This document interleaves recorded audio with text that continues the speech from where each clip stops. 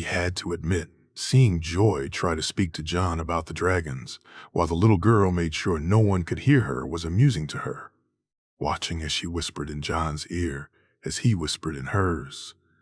And then she looked around as if she'd learned yet another great secret had made her laugh more than once. Jon, too, which the boy had needed. Such was his guilt and anger at himself for how Marjorie and Sansa had felt. She was glad he'd been able to fix it, somewhat at least, though she knew he wouldn't rest until the Raven could be sent and the news could be confirmed through more normal means. When he had told her and Jerian what he did, she'd been stunned.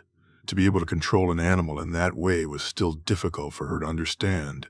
To do so to an animal that far away was frightening.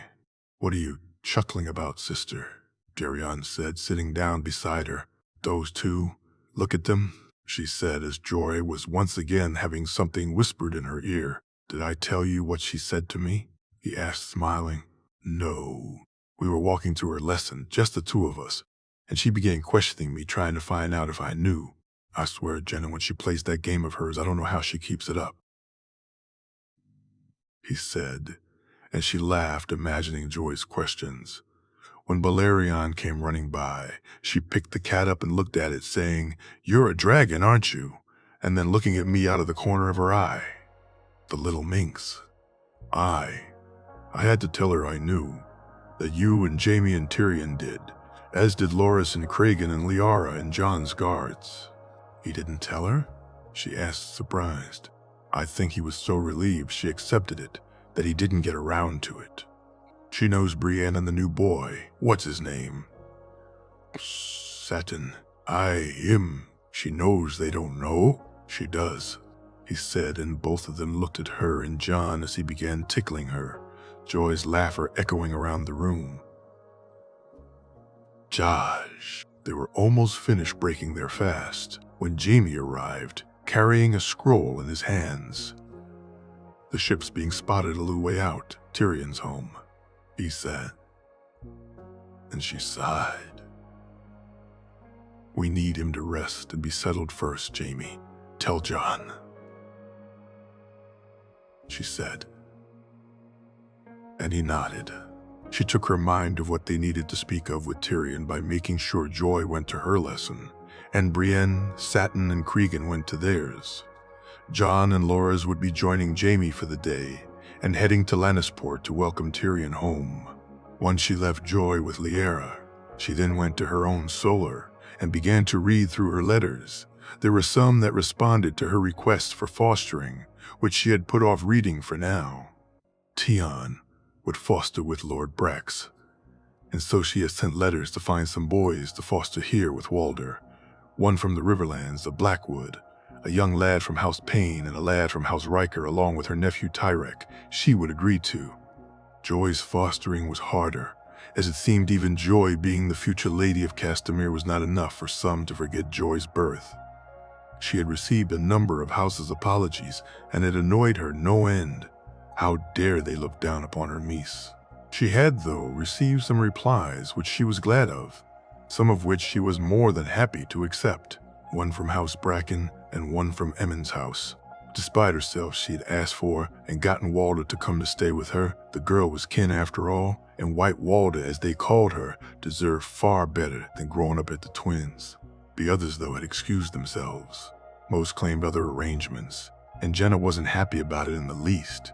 Still, there was time, and so she wrote a letter to Olenna seeking someone from the Reach. She was just finishing when Jerian arrived and was annoyed to find that she spent barely any time on the work she'd come to do, really. "You can't hide away in here, you know?" "Who can't?" she said. And he chuckled. "We have to be there for him. I understand the urge. I feel it too. A part of me just wishes to ride to Castamere and hide out there. Just leave it to others to deal with. But we can't. We already did that with Jon, and only that he understood we'd have harmed the boy far more than we almost did. We can't do that with Tyrion. I know. I'm scared, Jerian. Gods help me. I'm scared.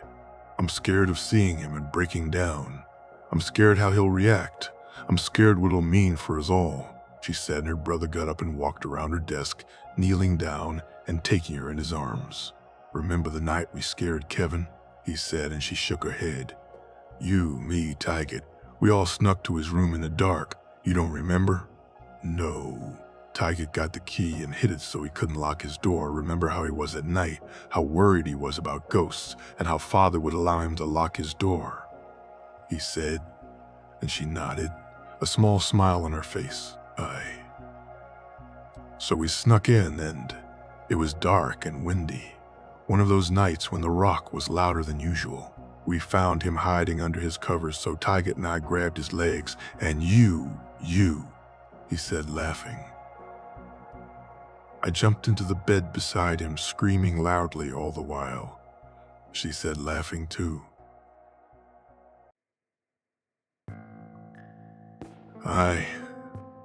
That was scary, Jenna. This is nothing, he said. And she looked at him, nodded, and kissed him on his cheek before watching as he stood up. "I'll see you later?" he asked, and she nodded once again. He was right. They needed to be there for him, to put aside what they may be feeling. It wasn't about their hurt, their pain, their anger. It was about Tyrion. He needed to know he was her nephew, Jaime's brother. He needed to know that his family loved him, now and always. Lannisport 294 AC. Hey, Oberyn. Seeing the docks come into view, he searched, and was happy to see the White Wolf and his nephew standing beside it. Happy to see him safe and well. Even after Arianne had shown him both of the Raven Scrolls, even after Ellaria had told him that should it be untrue, then Sorella would have sent him word, he still worried. Seeing Jon standing there, he now really began to think about the reasons behind the mummery, about why Jon had felt the need to do such a thing. Watching Tyrion greet his brother, he smiled, as he did when Jon greeted him, and then a moment later when Tyrion yelped and tried to shoo the White Wolf away. Though for once, Ghost was not trying to remove my breeches, as Tyrion had told him the wolf was wont to do. Instead, the wolf was licking his face and forcing Tyrion to chuckle. Jon greeted Ellaria first, and he was happy to see the easy way he did so. He hoped when he was king he ignored protocol, as he did now, as he looked at Jon, greeting Ellaria with a warm hug. "It is good to see you, Jon." Oberyn said, far too many people watching for him to call him nephew. "You to Prince Oberyn," Jon said, and nodded to show him they'd speak in a moment. As they got into the carriage, he was happy they'd be going to Casterly Rock rather than the building they'd stayed in previously, feeling the urge to be closer to Jon and Sorella. He was happier still when Jon joined, he, Ellaria, and Tyrion in the carriage, Ghost following Arthur and Jors as they led Jon's horse away. "What happened, Jon?" he asked as soon as they left Lannisport itself. "Firstly, I want you to know, I was always safe. Everything about the attempt we knew of. They even hired one of Richard's men to do the job," Jon said with a soft smile which wasn't as reassuring as the boy thought it was. Who, he asked, and both Tyrion and Ellaria looked on as eagerly as he did. "Catelyn Tully, Edmure Tully, and Petyr Baelish," Jon said, and Ellaria gasped at the mention of Jon's aunt. "Your aunt was part of this?" Ellaria asked, her shock still clear in her voice. "I believe she was the key part," Jon said. He told them then of how Richard, on Olenna's advice, investigated the Tullys, finding out it was Edmure behind the attack in the Riverlands, of how he then followed Catelyn to King's Landing, and then Jon told them of the hiring of Bronn. As he spoke, Oberyn was surprised both by how calmly he did so, and by how every so often he'd glance and then look away from Tyrion. "What steps have you taken against them?" Tyrion asked, and Jon looked to him, then away and then back to him, making Oberyn wonder if perhaps he had been wrong and his nephew wasn't calm at all. "None," he said, and Ellaria beat him to the punch, moving from her seat and sitting down beside Jon, her arms going around him and holding him tightly. He couldn't make out what she whispered in his ears, but he did see Jon nod a couple of times as she did so. "Jon, we need to act. You know this?" Tyrion asked. And Jon moved his head from Ilaria's shoulder. "We can speak on it later. Tell me of Essos." He began to tell him then of Illyrio, of Viserys, and the rumors of Daenerys. He was about to tell him more, but they had arrived at Casterly Rock, and so they left the carriage, and Jon moved to show them to their rooms. As they got out of the lift, he saw Tyrion's family waiting to see him, his aunt and uncle and cousins. He smirked, seeing Tyrion look warily at Balerion as he greeted them. "Father," he heard Sorella say, and looked to see her walking from where he knew Jon's room was. "What, daughter?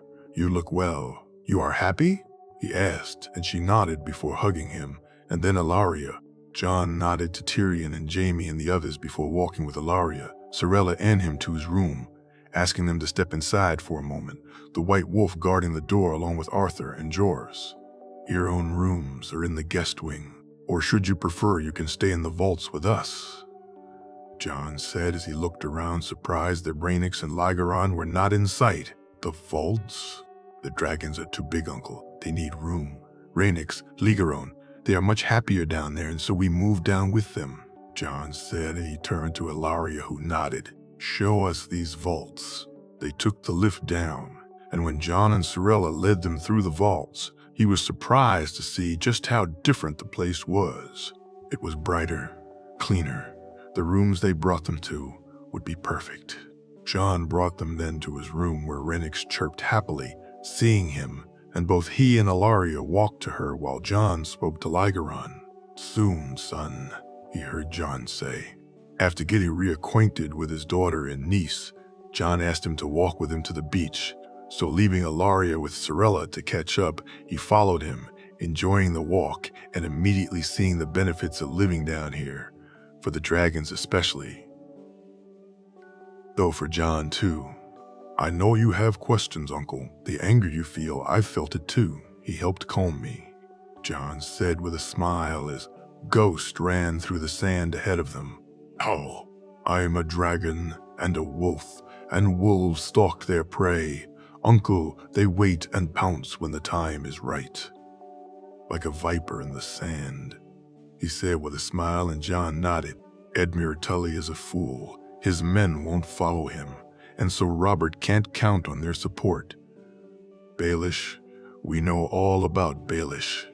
Richard told me that he's the father of Jon Arryn's child, that he's been sleeping with Lysa Tully for years, and that she's not the Tully he really wishes to sleep with," Jon said, and he looked at him in surprise. "Was there not some story of him and your uncle? Uncle Brandon almost killed him, though it vexes me why he cared so much," Jon said, and he looked at him inquisitively. "I do not understand." "My uncle was in love with Ashara. They married. Why would he care to fight Baelish over Catelyn Tully?" Jon asked, clearly confused. The fight may not have meant the same to both men. Perhaps for Littlefinger it was for Catelyn. For Brandon, it may have been sheer annoyance, anger at being called out. Your uncle had temper, did he not? It got him killed, Jon said softly, and he caught the worried glance he gave him. Felt the lump in his throat at his nephew's concern. I have learned to control mine own temper. Someone showed me how much I have to live for, he said. And Jon smiled. So you plan to wait? He asked. Do you see Robert giving up the throne, Uncle? Do you see a way this happens without a war? No, war is inevitable, he said. Then should we not use all the tools we have? Create dissension among our enemies, have them fight themselves even while they fight us. He looked at the boy, his nephew, his sister's son by choice, blood of my blood she had called him, and he saw it even more clearly now. Fire and ice may course through Jon's veins, but there was sand there too. There was Martell in him, that much was clear.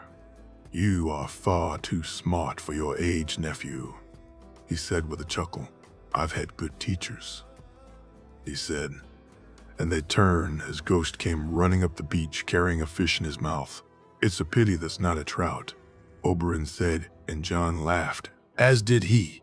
They headed back into the vaults, and he told him even more about Illyrio and his uncle John, getting angrier as he did so, even more so when he spoke of the Magister sending men after Daenerys.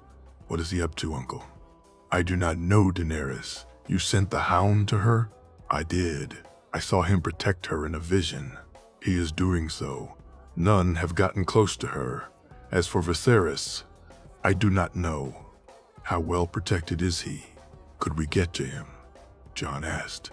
With planning, yes. But on his lands, we are at a disadvantage. I also think he will move your uncle from the manse, but we could try. I'll see if I can learn anything. See if the glass candles can help me. You can control them? He asked eagerly. I can see some of what happens or is happening now. It's hard to focus, but I can somewhat. If I really want to see something, I can see it, I think. We found the Maester, Loamara. Maybe he knows more, or perhaps it's time we speak to the mage. I'll talk to Loamara. What do you make of him, uncle? I believe him loyal, nephew. Uncle, I need you to do something for me, Tyrion. I need you to be there for him. Can you do that? Jon asked, stopping him as they reached the vault doors. Tyrion is a friend. Both Ellaria and I are fond of him. He will need us. He asked, and Jon nodded.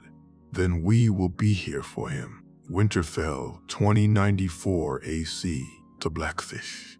After eating and bathing and watching his grandniece and nephew do surprisingly well at archery, Arya especially, he spoke to Eddard only briefly before he was called away on lordly business. So he found himself walking the grounds of Winterfell and becoming more and more impressed with it as he did so. Unlike Riverrun, the Red Keep, Highgarden, or any of the southern keeps, this was far more to his liking. Winterfell was built for practicality, not show, for defense, not luxury. Watching the guards go about their business, the way each gate was guarded, the training drills which happened, all of it making him feel right at home. This was how a keep was supposed to be run. Be prepared for the worst.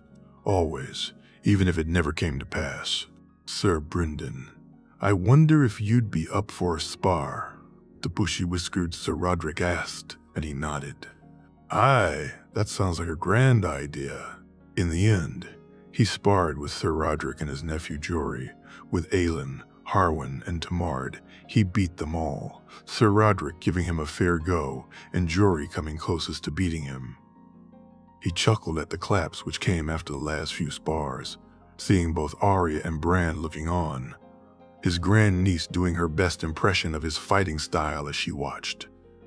The woman who grabbed the children and took them away was the new governess, a Lady Serwyn. And was it any other man that Eddard Stark, he'd have thought it strange, this woman being her, while Cat was not. He doubted there was anything untoward going on, and even the little voice in the back of his head saying he had fathered a bastard once was ignored. War was war. Men did things they would not in peace, and Brynden could not see Ned sully his vows again. He had been enjoyed himself immensely, and was looking forward to eating and drinking with these men later on, when he overheard the conversation between two of the guards. I tell you, it's the fucking Southerners. The older guard said, every day with you it's the Southerners. The younger guard said with a laugh, aye, and every day I'm right, they hate us. They look down on us and don't want to see the North strong. That's why they tried to kill the lad. You think the South wants to kill Jon Snow to keep us weak? The younger guard said, his laugh gone now, and Brynden listening more closely. Aye, they tried to kill him in the Riverlands, and now in the West too. The West wouldn't want him dead, the younger guard said dismissively. Did I say the fucking West? Clear your ears, you daft sod. The South? It the South who wishes him dead, not the West, and certainly not the North. That lad's as true a Northman as I've ever seen. The White Wolf, the younger guard said with a smile. Aye, the White Wolf. May the old gods keep him safe. Brynden was stunned. It couldn't be, could it? Would they have gone against his wishes again? Would Edmure be that stupid? Would Cat? His nephew was an idiot. His return to Riverrun proved that. To argue with him, to basically tell him to leave, showed that clearly. You did what, uncle? I ordered the stocks replenished, the stores to be full, then began the work of putting this keep back to how it should be. Riverrun is supposed to be a fortress, nephew. You overstepped, uncle. You are not Lord of Riverrun. I am. I was acting Lord. Perhaps you should act a damn Lord yourself. I am Lord. I thank you, uncle. But you had no right to tell my men what to do. No right to spend the coin. No right, no right. I'll not see my home turned into a laughing stock. For fuck's sake, Edmure, the fucking phrase could have taken this keep. I'll protect Riverrun. I'm Lord here. Uncle, not you. Perhaps it's time you went back to the Vale. Oh, I'll go. I'll not set foot in this place ever again. And when they come for you, Edmure, when the enemy is at the gate, you shout, "You're Lord of Riverrun," at them. I'm sure that'll be enough to put the fear of the gods in them. You, nephew, are a fucking disappointment. It was clear to him that nothing he had said and done had gotten through to Edmure. Had it gotten through to Kat? Had she listened? Or had they played him? Had they told him what he had hoped to hear? He spent the rest of the day finding out as much as he could about the attack. Surprised to hear that at first, a raven had arrived, telling of its success before another arrived, telling of its failure. Why 2 ravens? Surely a maester wouldn't send news that the boy had fallen without seeing him for himself. Surely he'd wait and confirm the boy's death before letting the realm know of such a thing. Unless... No, it couldn't be. Would they do that? Would anyone do that? There you are, Sir Brendan. Come. It's steak and kidney pie tonight, with onions and gravy. You've not lived until you've had one of Gage's pies, sir, Jory said, and he smiled and followed the man into the great hall. He looked to the high table to see Eddard, Lady Serwyn, his grandniece and nephew sitting there, taking his seat beside his good nephew. He found it hard to speak for most of the night, his mind in turmoil. Feigning tiredness as the reason for his lack of conversation, he instead watched while his mind went over things. He noticed how easily Lady Kierwin spoke to the children, to Eddard, how at ease they were, and that voice in his head threatened to rise up again. "Uncle Blackfish, could I be a knight?" Brandon asked, and he smiled at the boy. "Of course you could, lad. In fact, when you're older, how about being my squire?" "Could I? Father, could I?" "Could I?" the boy asked excitedly. "Aye, if you're good, lad," Eddard said, and the boy agreed he would be, before reaching down to talk to the wolf and tell him he was going to be a knight. "Could I, squire, too?" Arya asked, and he shook his head, telling her ladies couldn't be squires, and chuckled as she groused, saying she wasn't a lady, and that boys had all the fun. He ate and then drank far more ale than he should, finding himself, while not drunk, at least well on the way to being so.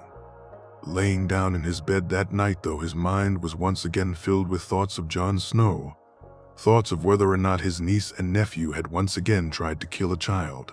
Though as he slept, as he drifted off, it was to dreams, dreams of lions and a white wolf tearing down the gates of Riverrun, dreams of his home in flames. Casterly Rock, 294, AC, Jamie. While as always he was glad to have his brother with him, he found his happiness tempered by what was to come. They would allow him to settle back in, allow him to rest up and enjoy the calm. Because the storm was coming, so each of his family greeted him, and Jon took Oberyn away, giving them more time alone with Tyrion, though it was what had happened with Jon and Daisy's condition which Tyrion seemed most concerned about. "What do you plan to do?" he asked him as they sat in the solar an hour later, having gone over events both from his and Tyrion's side. "Wait for now." Wait. Jon was right. Tyrion, we know them, we know their plans, we can watch them, and should it need be, we can change our minds and deal with them. But the more he explained it to me, the more it makes sense. "Explain it to me," Tyrion said, clearly not convinced. So he did. He explained it all, and Tyrion nodded, adding little things to it before laughing when he was done speaking. "He really is a wolf. Not only," he said, and his brother nodded. "What of Lor Mara?" Strange man, he keeps looking at me oddly, but I think he's trustworthy. He thought we were there to kill him. He did? I got down on his knees and asked us to make it clean. He knows things. We'll see more when he speaks to Jon. Viserys and this Magister? I don't know, Jaime. I can't understand his game. Jon will look to rescue him, he said. Aye. At least his aunt seems safe. You saw her? No, but we heard of her. She and the Hound are proving far more difficult to capture than the Magister expected, even if he claims it to be his goal to help. Jon was right. Jon was right, he said, laughing, and Tyrion looked to him. He said and noticed Tyrion look away from him briefly when he said, "Vision, Daisy." "Soon, brother. You're soon to be an uncle," he said, and Tyrion smiled, reaching for the glass and pouring them both some wine. "To Uncle Tyrion," his brother said with a laugh. "Aye, Uncle Tyrion," he said, and though he laughed too, he felt bad doing so. Dinner that night was one of the happiest he could remember. Daisy was even feeling well enough to attend, and only grumbling a little bit when both Tyrion and Oberyn stared at her sighs.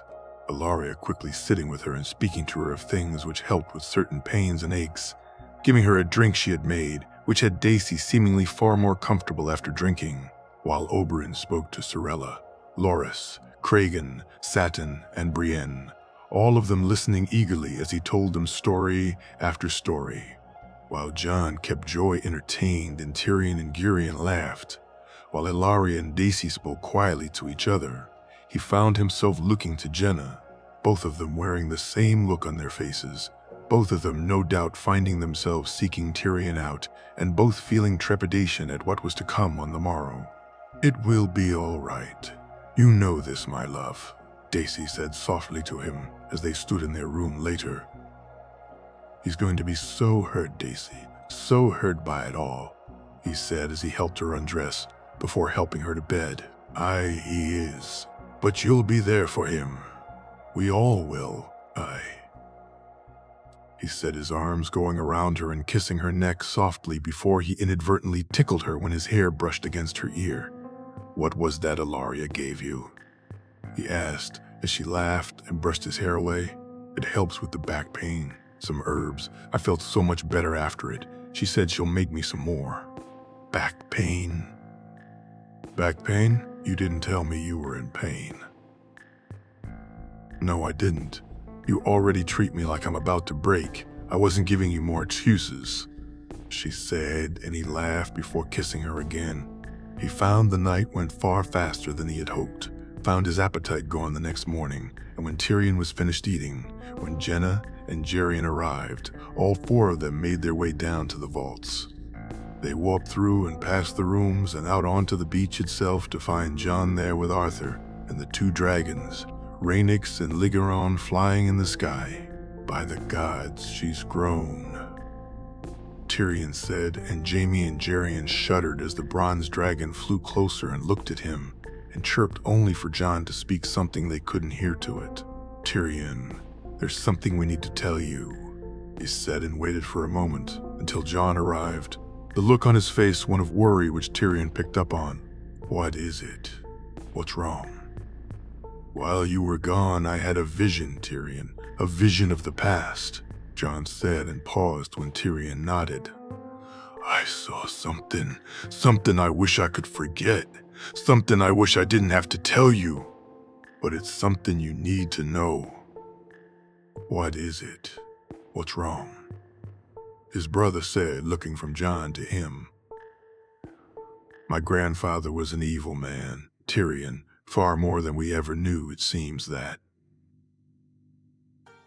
"It seems that. I'm sorry, Tyrion, I'm so sorry, but he, Jon said and looked to him. Though Jaime couldn't speak, Rhaella wasn't the only woman Aerys forced himself upon Tyrion. He did it to your mother too, Jenna said, and Tyrion looked to them all, shaking his head. He wouldn't, father. No, he couldn't. Father would have. Jaime, this isn't true. Please tell me it's not true." Tyrion said, his voice almost breaking as he shook his head and began to back away from them, moving up the sand. It is, Tyrion, it is. But that's not all. It, you, I. The words not coming to him. He looked helplessly to his brother. Aerys was your father-nephew, not Tywin, Tyrion said when Jaime couldn't, and Tyrion fell to his knees, Jaime moving to him as quickly as he could. Look at me. Look at me. You are my brother, Tyrion. You are my brother. Nothing anyone can say will ever change that. You are my brother. He said, his arms trying to drag Tyrion closer as he tried to pull away from him. I'm a monster, sired by an even bigger monster, rape spawn, dragon spawn. Tyrion shouted and the bronze dragon flew closer, the white one and Jon both trying to keep Ligeron away. You are my nephew who I love, the furthest thing from a monster there could be, Jenna said as she too embraced his brother. Garion came over too, and all three of them tried to hold him, his brother screaming as he sobbed, pulling away one moment and letting them pull him closer the next. Eventually he calmed somewhat, and reluctantly they allowed him to move from them. Tyrion shaking his head and walking down the beach, he moved to follow.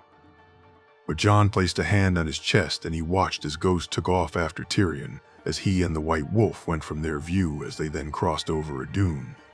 What if he's not safe? What if he tries to harm himself? He said, his voice full of panic. Ghost won't allow it. Give him some time, a little anyway. Jon said, and Gerion nodded in agreement. We should have told him differently, better, softer. We should have done something, anything, he said, pacing in the sand a few moments later. He saw Jon's worried face, saw him looking over his shoulder and turned to see what was going on, seeing Jorah run towards them. My lord, you must come. It's time, the babe is coming. What? It can't. It's too soon, he said, looking out in the direction Tyrion had gone. It is happening now. My lord, Jardine says, it is coming. Lady Dacey asks for you, Jorah said. I can't. I need to be. Tyrion. He needs me. Go, Jaime, go. You too. Jenna, Garion, and I will stay. Go, Jon said, and he found himself torn over what to do. He was practically dragged away by Horse, and Jenna was standing in front of his room so quickly that he didn't even know how he'd gotten there, and was inside holding her hand before he had time to process anything. She is well? He heard Jenna ask, and then he looked down to see her, the sweat on her brow, the pained expression. He looked to the maester, to Genna, and then to Ilaria, who he had not even noticed when he entered. She is. The babe will be here soon. Jaime, Tyrion, how is he? Dacey asked, and he looked at her, grabbing a wet cloth and wiped her brow. He is fine, my love, nothing to worry about, he said, and she just nodded, allowing him to lie for now. Winterfell, 2094 AC. Ned. He had allowed Brynden to settle, to get comfortable before he spoke to him, both for the man's sake and a little for his own. Seeing him arrive without Cat had been a surprise. Seeing him here at all had surprised him. That he had come after Cat had gone south. That he had come without her. Something didn't sit right with him about it. So they had eaten, drank, and he had spent the night, as he had many of them since his wife had left to visit her family, looking over the letters he had found. At first, he had been so shocked at what Leah had taken him to, so caught out that he couldn't place the man's name with the man himself. Peter Baelish, not registering in his mind as that Peter, as Kat's childhood friend, as the man Brandon had almost killed. Instead, he had been wrapped up in the sheer number of letters. The fact that there were over 100 of them. He had been so wrapped up in trying to read through them that he had missed it. Then when he had finished, when he was done reading them, when the shock wore off, it came to him who Peter Baelish was, and so he read them again and again, seeking answers, clarity. Though it was hard to find either. The letters on the face of it were innocent enough, though some of the subject matter was hard to take. Why was Kat speaking to this man about John? Why was he telling her things which were clearly not true? He dressed, broke his fast, and tried to put the letters out of his mind. Tried to once again go about his daily business. But Brendan's mood seemed similar to his own, and so he decided to speak to the man, to clear up the bad feeling in his gut before it got worse. "Brendan, have you seen the Godswood?" he asked, walking towards his good uncle. "Not yet, Eddard." Ned, Brendan replied. The two men walked, and he could see the odd look appear on his face when Brendan saw the werewood walking over to the stream. He sat down on a log and bid him do likewise, though he felt a little naked doing so without ice. "Why have you come here, Brendan, truly?" he asked, and Brendan sighed. "I wished to see the North and my grandnephew. Wanted to see if the boy was someone I could feel hopeful for, someone I'd like to squire for me in the future." Brendan said, and Ned could tell while it was the truth, it was not the whole truth. "Why now? Did Hoster write to you about Brandon?" Brendan asked. And for the briefest moment, he wondered if he'd known of the letter Hoster had sent to his father. But then he realized it was his son, not his brother he was speaking of. "No, he never did. After his death, I found some notes. He wished Brandon to foster with him. Talked about speaking to you about his future. He never did?" "No. Why do you ask? What's this really about Brendan?" "My nephew's an idiot, Ned, a complete idiot before he died. My brother and I spoke. I think he may have been ready to name Brandon his heir instead of Edmure. He couldn't be suggesting what he thought, could he? Was he really suggesting his nephew a kinslayer? And if so, then what Lewin had said regarding the Tullys, did this not make that more likely? Where is Kat, Brendan?" "She traveled to King's Landing with Edmure for his naming, and after that, I believe she planned to go to Highgarden, but I do not know for certain where my niece is." "What is it you're not telling me?" Ned asked, and the man shook his head. "I'll not speak on things I do not know, Ned, not in case they're just the mistaken thoughts of an old man. All I'll say is, my nephew is an idiot, and I hope to see my grandnephew was not one. And if he's not, then I'd ask to train the lad, to be his knight and he'd be my squire. He's too young. When he's older, perhaps. Why wait? Your bastard was 6 name days when he went west. Why not allow Brandon to go earlier? He's only 4 name days, Brendan." "Aye, but I asked you to think on it, Ned," Brendan said, standing up. "How much of an idiot is your nephew, Brendan?" he asked as the man turned to walk away. "You heard of King's Landing, of what happened?" "Aye." "That was him being clever, Ned," Brendan said, shrugging and walking away. He ended up sitting there alone for far longer than he had imagined. Lya walking over to him eventually and looking at him. Her eyes, he swore, were full of concern. He picked a stone and threw it into the pool and watched as the fish scattered, Lya growling at them as they did so. Later that night, he found himself speaking to Lewin again on the timing of the ravens to River Run, working the dates in his head, thinking back to the concern from Kat over Sansa and not John. Once again, he reread the letters, the early ones not making much sense, the things spoken of not clear to him. It was the later ones, though, the ones that were clearly about John, and he saw it even more clearly then. These were replies, returned thoughts, which meant that his wife had written as many the other way, that she had initiated this conversation, that this man's thoughts on his nephew had come in response to his wife's own. It was the last one he kept going to, the one which had come when John was due to arrive, her behavior clearer in his head now.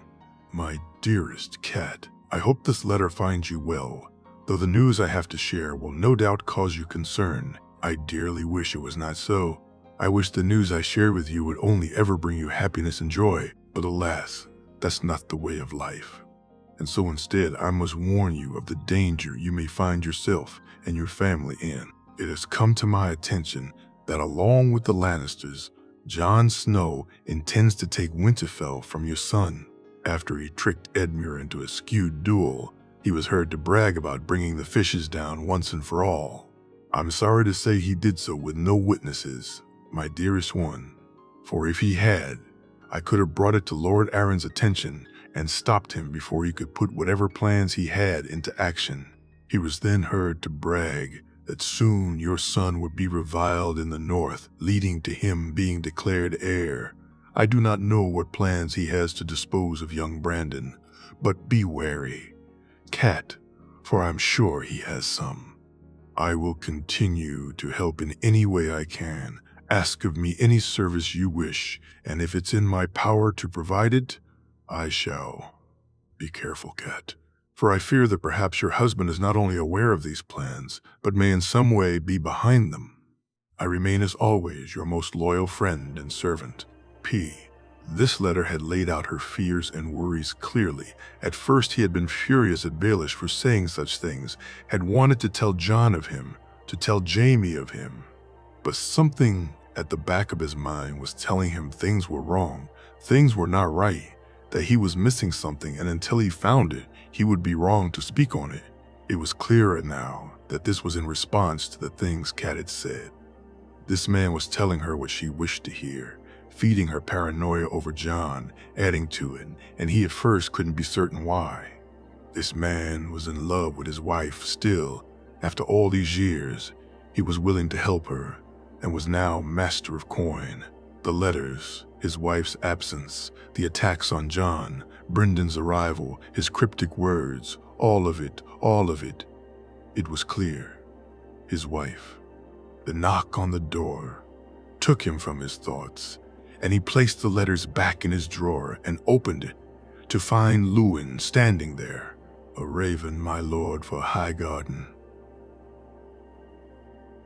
Luwin said and handed him the scroll, the rose of Highgarden's seal clear.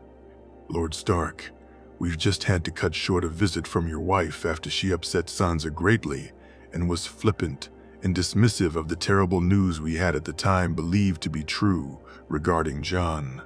I had no choice but to order her to leave. She did not do so gracefully. I assure you, I placed no fault with you, nor with Sansa, who will write to you with her own thoughts on the matter. I just wished you to be informed. I will not have a woman speak ill of Jon in my home, and to do so when we believe he had passed was not something I'd expect from a godly woman, Lady Olenna. He waited until Luwin had gone, sat down hard on the bed, placing his head in his hands. Cat, what have you done? He said, his voice tinged with both sadness and anger. Casterly Rock, 294 AC. Jon. The beach was quiet. Just he and Geryon sitting there waiting while Arthur stood far enough back. He could barely be seen.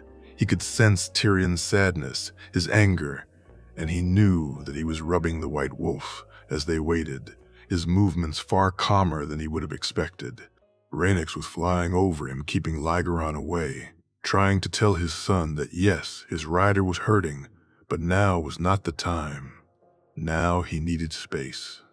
Soon, my son, soon you can go to him, for now let him be. He said in his mind, and the bronze dragon reluctantly agreed. Watch him, Rey, he said, and she told him she would. Geryon just kept looking up the beach to where Tyrion was. Jon could tell he wanted nothing more than to get up and go down there to be with his nephew, to comfort him if he could. Though he occasionally looked the other way too, to the vaults to where Jaime had gone, to where Daisy was bringing a new cub into the world. We should go to him, Geryon said. And he shook his head. He doesn't want us to, my lord. He wishes to be alone. Give him time. Is he safe? Well, he is safe and he will be well. He's handling it better than I had hoped. Or he's not handling it at all, Jon. I think he is, but you could be right. I'll go. Maybe it's better if I go, Jon.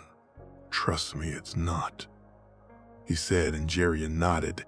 He walked slowly down the beach, finding Tyrion almost snuggled against Ghost. He was that close to him. He closed his eyes and thanked the wolf for looking after his family, and Ghost looked to him and he felt it in his head. Pack. And despite the circumstances, He smiled. "May I sit?" he asked, and Tyrion nodded. "I understand. You know, better than anyone, it's why I didn't want to tell you why Lygaron and I fought so much. Why would you fight with a dragon?" "I'm a dragon we fight," he said, and though it was a jape, neither of them laughed. "I'm a monster, a child of rape," Tyrion said, his self-disgust clear. "When Jaime first told me the truth, I felt that way. A monster, a child of rape. That's what I had been told, you see. What I had believed had happened to my mother, that she had been kidnapped and raped by my father. Of course, I didn't know she was my mother or that he was my father when I heard that over the years, but later, when Jaime told me, that's how I felt." "Your mother wasn't raped though, was she?" "Mine was, by your grandfather."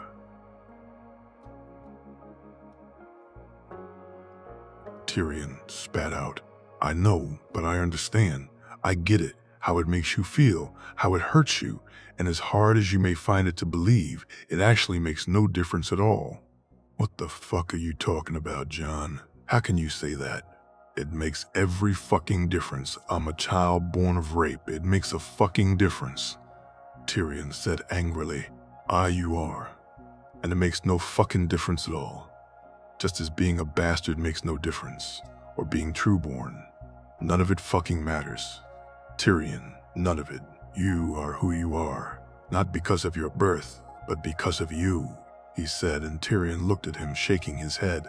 I'm a brother, a nephew, an uncle, and soon to be an uncle again." "What? Daisy is having her babe. You're about to become an uncle again," he said, a smile on his face. "Again? Aye, uncle, again," he said, looking to him, Tyrion looking at him before realization dawned in his face. "Jon, I know this is hard. I know you'll need time to deal with it. I did, but you haven't changed, Tyrion. No one feels any differently about you, not even me. I considered you my family before this. This just confirms we are kin. I fucking hate Ares with every ounce of my being for what he did to my grandmother, to my grandfather and uncle, to your mother. But you are my uncle, my family, my blood. For that I'm grateful." They sat in silence for a bit, and Tyrion looked out as the dragons dropped, Jon feeling Lygaron trying to speak to him, trying to come into his head. "He is yours, you know," he said, then a moment later, "What?" "Lygaron, he is yours. You are his rider. He's waiting for you. You're giving me your dragon. He is not my dragon.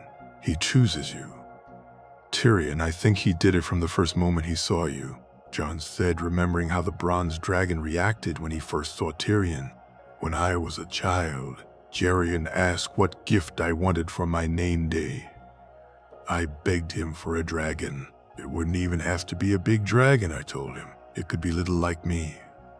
Tyrion said, a small smile on his face. Uncle, like you will cast a large shadow," Jon said and stood up. "Your niece or nephew is about to be born. Do you wish to stay here or go see them?" "Let's go, nephew. I can wallow later," Tyrion said, and Jon nodded. Jerian nodded at him as he walked towards them, and he gave him a soft smile and looked on as Jerian knelt down and hugged Tyrion. Jon told Rhaenys and Lygaron that he'd speak to them later, the bronze dragons seeming to be happier for now. He knew Tyrion still wasn't there yet, that he'd not fully come to terms with things, but the babe had probably picked the best time to arrive for him at least. After telling Jors and Sorella to help Rhaenys and Lygaron in, they took the lift up and found Loras and Joy outside Jaime's room with Jenna there too. Once she saw Tyrion, she went over and whispered into his ear. And Jon was relieved to see the small smile. "Where are the others?" he asked Loras. Oberyn offered to do some sparring with them, but Joy wanted to come here. "Babe is coming, Jon?" "He is. Another little cousin for you, Joy," he said. And she smiled. "When?" "Soon," he said. And she nodded, walking over to stand beside him. "Tyrion, sad?" she asked. And he hid his chuckle when after he nodded, she ran to Tyrion to give him her biggest hug.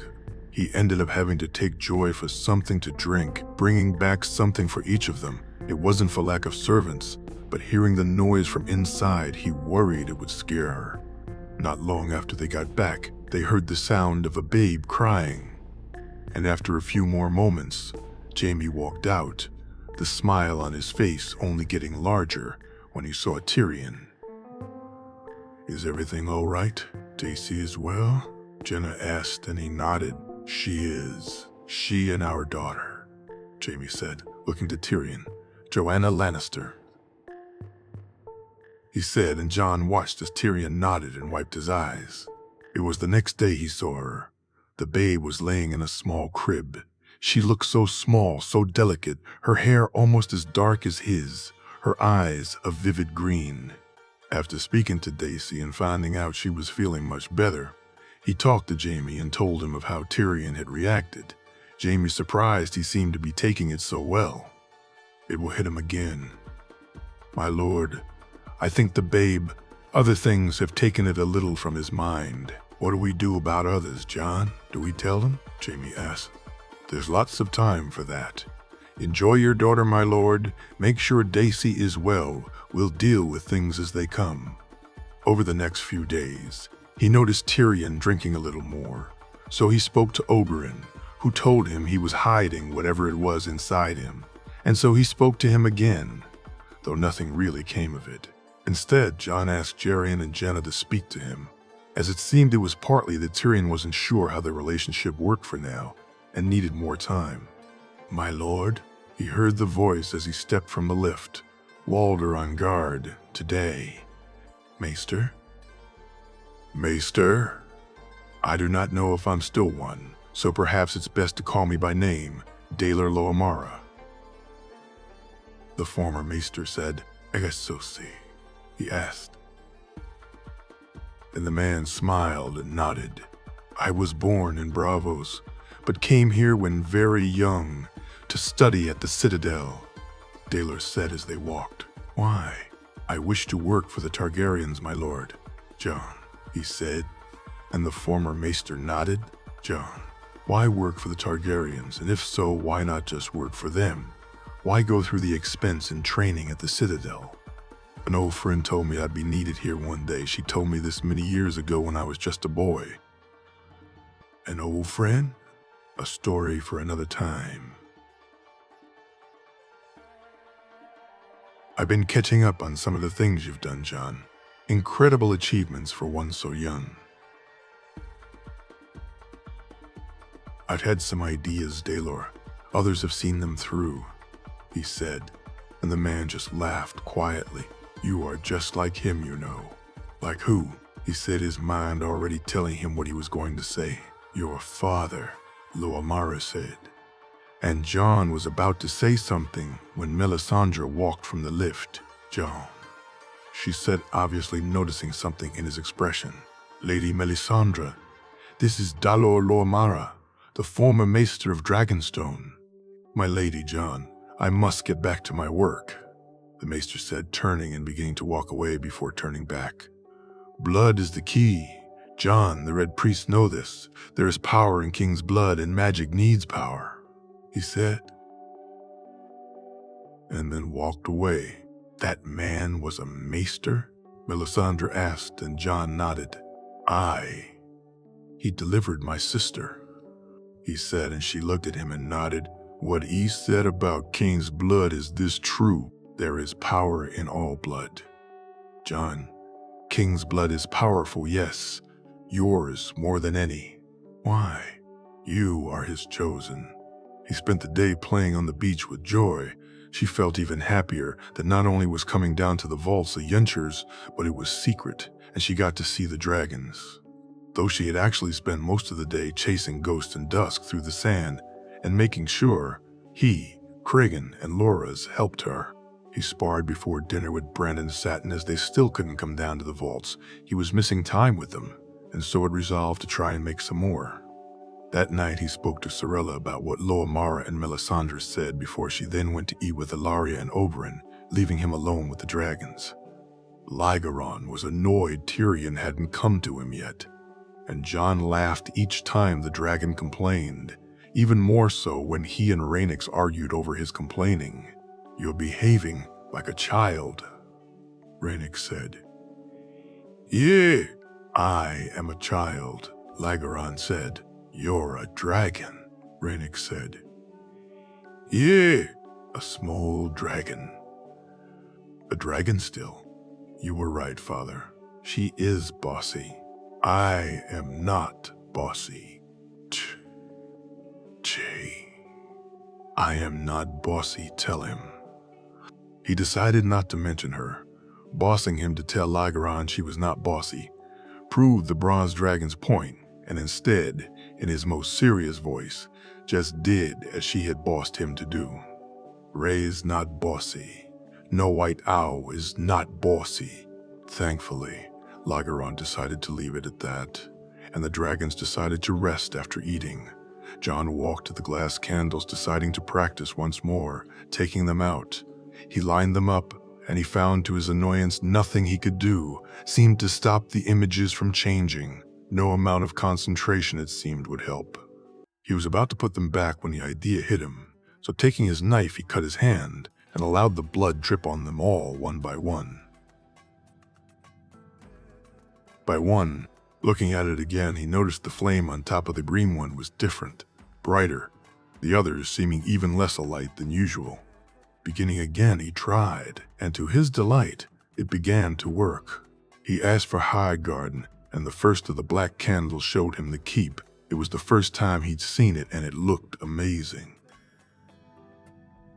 Thinking of Marjorie, he saw her then, laying asleep, her eyes closed and her arms wrapped around her pillow. Asking for Sansa, he saw the image change and saw Fang and his little sister asleep in bed. Turning to one of the others, he asked for Winterfell and saw it. Asked for his uncle and saw him drinking at the high table while around him people did the same. He asked for the Wall, for Castle Black, and saw the keep coming to him. The men drinking in the common hall. He soon saw Benjen and Aemon, Sir Alliser and Sir Jeremy. He turned to the last and thought of his aunt, and saw her and the Hound ride with a woman he didn't recognize, heading towards a city by the sea in the distance. He asked for his uncle, and the image faded, and then he asked for Viserys, and he realized he needed to be clearer.